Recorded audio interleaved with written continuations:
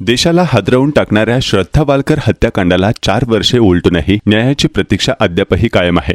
Leave in partner Aftab Poonawala याच्यावर श्रद्धाची हत्या करून मृतदेहाचे तुकडे केल्याचा आरोप आहे. मात्र खटल्याची सुनावणी अत्यंत संथ गतीने सुरू असून आरोपीला MA परीक्षेसाठी सुनावणीला गैरहजर राहण्याची परवानगी मिळाली. यापूर्वी दातांच्या उपचारासाठी आणि मानसोपचार तज्ज्ञांच्या सल्ल्यासाठी ही सवलती मिळाल्याचे समोर आलं आहे. या कारणामुळे खटला वारंवार लांबत असल्याचा आरोप श्रद्धाच्या कुटुंबियांकडून केला जात आहे. दरम्यान या प्रकरणात आतापर्यंत 215हून अधिक सुनावण्या होऊनही पुरावे सादर करण्याची प्रक्रिया अद्याप सुरूच आहे. श्रद्धाचे वडील न्यायाची वाट पाहत निधन पावले तर तिच्या आजीचेही खटला सुरू असतानाच निधन झाले.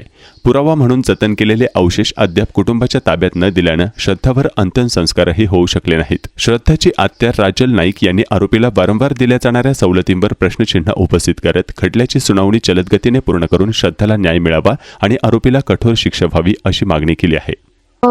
तसं बघितलं तर आज श्रद्धाला पाहिजे तसा न्याय मिळालेला नाहीये आणि तिला न्याय मिळवण्यासाठी आम्ही खूप प्रयत्न करतोय.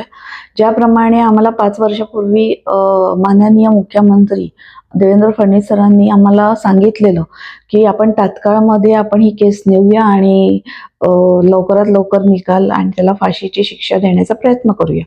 आम्ही त्याप्रमाणे केसेसला जातो दिल्लीला आणि पण ही तात्काळ मला हे समजत नाही, फास्ट ट्रॅकवरती तुम्ही बोलता आणि फास्ट ट्रॅकचा अर्थ काय? आज 5 वर्ष झाली, हे फास्ट ट्रॅक असतं? असं नसतं फास्ट ट्रॅकवरती. माझं म्हणणं एवढंच आहे की तुम्हाला जर न्याय द्यायचा असेल तर आम्हाला तारखेवर तारीख का देतात आहेत? त्याला एक्झाम द्यायचे, काय एक्झाम द्यायचे, कशाला एक्झाम द्यायचे? जो माणूस ज्या मुलीचे 35 तुकडे करतो आणि तिला जंगलामध्ये तिचे पार्ट्स नेऊन फेकतो आणि त्या माणसाला तुम्ही शिक्षणासाठी वेळ देता, तारीख चुकवता, कशाला त्याला शिक्षण पाहिजे? जर त्याला फाशीची शिक्षा द्यायची आपल्याला तर त्याला शिक्षण देण्याची गरज काय?